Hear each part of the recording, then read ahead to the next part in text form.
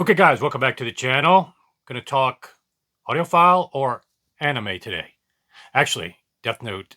Some of you that were subscribers probably back in Halloween recognize I was Ryuk from the anime series Death Note in my costumes. Also today, I don't know if you guys watch any anime. My daughter got me into this, and now I'm stuck with a teen that bringing her to anime conventions. And today we went to go see the voice actor for Eren Yeager on Attack on Titan, which is a huge. I didn't realize how huge it was. It's almost like the Game of Thrones in the anime world. Very deep show actually, and pretty hardcore. So I'm actually impressed by it. So I actually got a voiceover. The voiceover actor was somebody you could meet today. Maybe I'll put up a excerpt of what he recorded for us. I'll slaughter you all and take back what you stole. All of it! That guy makes bank. I mean, everybody was spending at least probably $50 to $100, and he had 2-hour waits. I know I waited 2 hours in line for that. So anyway, back on topic, which is audiophilia. Maybe I should do an anime channel next. But anyway, with this video, I'm going to kind of piggyback on what I mentioned I was going to do in prior videos from Florida Audio Show. There was a bunch of tracks that were common and that were in the recordings that I did. And then I did those same tracks here on my Geo Research and Extremes. Well, I decided to go over the 3MA and play them on 2 different systems there. Actually, 3 different systems. But today I'm going to feature 2 of them, the Rockport and the McIntosh combo. Remember, the McIntosh 3500 is a new amp that just came out. Really great looking, probably one of their best looking in my opinion. And now we mated it with a preamp. It's been in there for over a month. And actually it works really good with the Rockport Cygnus. And what's kind of interesting is you almost never see that combination, Rockport and McIntosh. So you'll get to hear how that performs. And it's not in their best room, but I think you'll still be able to appreciate how different it is from the other presentations and certain strengths. And then also I went ahead and recorded these same tracks on the MBL Extremes at 3MA, because at the Florida Audio Show, they were doing a lot of the analog tape and other stuff when I was in there, not these particular songs. So I don't have recordings of these songs, and now you can benchmark it. But it brings up a macro picture, kind of the messages I like to get out in my videos versus just throwing clips to you or talking on like primitive topics. Really kind of the macro goal of all of these videos is to kind of hint to you to how you should go into stores and shows and demo equipment that really gives you tangible feedback that makes sense. What often happens when you go into a dealership or shows, you tend to silo whatever you hear in total and then attribute it to the gear or even to the speakers. For example, the Acora room at Florida Audio Fest. Everybody said Acora, Acora, Acora, Acora. And it was in a huge room. I would argue that that room and sound had less to do with the speakers than any other setup in the entire show. Reason being is that, at least for what people were impressed by and what people noted, and this ties into what I'm talking about. When you go to these shows, you have to kind of parse what is the gear, speakers, and the room giving you that impression. And I've even seen it in some of the summary reports from other people. You know, they'll say, oh, I saw this lady say, oh, I felt like I was in a concert arena with those Acora speakers. You know, I want those. And, you know, I don't doubt that that was the impression that she had. Not arguing that and not trying to call that out as a wrong impression. But what you have to realize is that that was the hugest room at the entire show. It was one that you put wedding receptions and all this thing. So it was a show and venue where the reflections and the timing of those reflections and such were the same as a concert venue.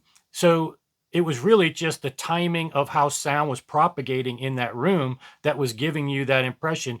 You could put almost any of those high-end speakers, Magicos, Von Schweikers, any of them in that same spot where the Acoras were, and it would give you that same impression of being in a concert venue. It was actually the venue where the speakers were playing that gave you that impression. It wasn't that those speakers could just magically create a concert venue no matter where you put them.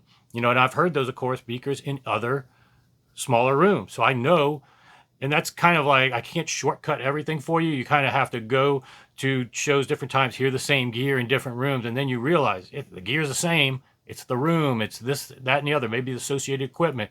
They'll use tubes one time, solid state the next time. They may use analog tape, they may use streaming, they may use turntables. There's a lot of things you have to be able to partition in your head, and the only way to do it really good is through experience. So that's why I encourage you to go to these shows. But keep that, if you don't have that experience, keep that in mind before making a mistake of judging something as being better than it really is, or being impressed with it for a reason that's not applicable to really the gear doing it. It's other factors. So what you'll see in this clip, we have the Rockport in a very small room, very powerful bass in that room. And what you want to kind of gather is what is the ceiling of the performance? Because I could go in there and say, oh, I nitpicked the tonal balance, but I know a lot of it is because of the room and the lack of treatments and stuff like that. So what I listen for usually is stuff like, what is the ceiling of performance? Do I hear certain things in this song that despite all of the challenges of the room, that it separates itself? And I'll give an example from a prior video, like the Vivid Audio Room. Say what you want about the room and whatnot. I thought it was set up really great, tonally balanced, really top 3 rooms, if not the top 2 rooms I heard. But one thing that really, I think a lot of it was a great setup and the great electronics. I've heard the Vivid audio speakers in other rooms not sound that great to my ears. But one thing that I did pick out is that that tweeter was super smooth. And I think I could partition that was definitely related to the speaker and the choice in drivers. There's certain things I now can kind of get a handle on based on hearing it several times. What is really the speaker? What has to do with setup and the associated gear? And so same thing here with the Rockports. They're extremely dynamic, and they have a tweeter that kind of the opposite of the Vivid. It's more detailed and very good on the transients, etching those transients. And so these are going to be 2 flavors, the Vivid recording I did with these same songs and the Rockports, and also the bass impact. That's another thing you'll kind of get a sense for. A sealed box bass versus, you know, a ported bass, passive radiator versus maybe a smaller speaker with a sub, and how those are mating to the room and how the bass propagates. Those are the kind of things you're going to want to partition in your mind and think about versus just sitting down and siloing your judgment on, does it sound good or doesn't sound good?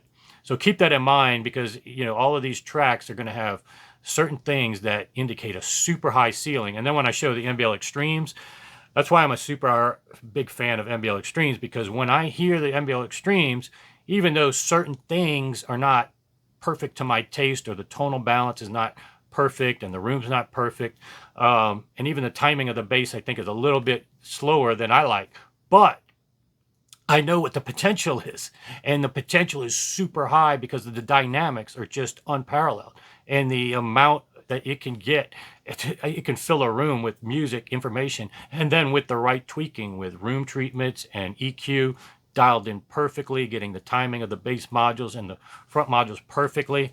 That's something that you kind of can sense where that potential can go. And that's always what you're going to want to do, because no dealership's going to have perfect rooms. They're going to do their best they can, but they're constantly changing out gear, constantly changing stuff. It never can be perfect for every single speaker, every piece of equipment in the room. Same thing with these shows. It never can be perfect. It's on you to somewhat, you know, do your due diligence too, and keep things in mind, and weaknesses and strengths, and be able to identify those certain things that are the gear, certain things that aren't the gear that you're impressed with.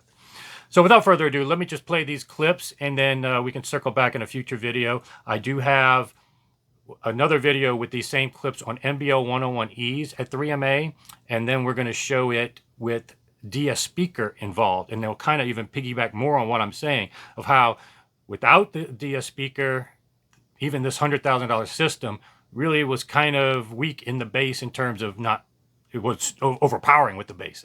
But with the DS speaker, we were able to really dial it in, and for a few $1,000s able to basically improve a 100,000 plus system. And so that'll be an interesting video, but I'm going to save that for the next one. So without further ado, let's get to some clips and hope you enjoy.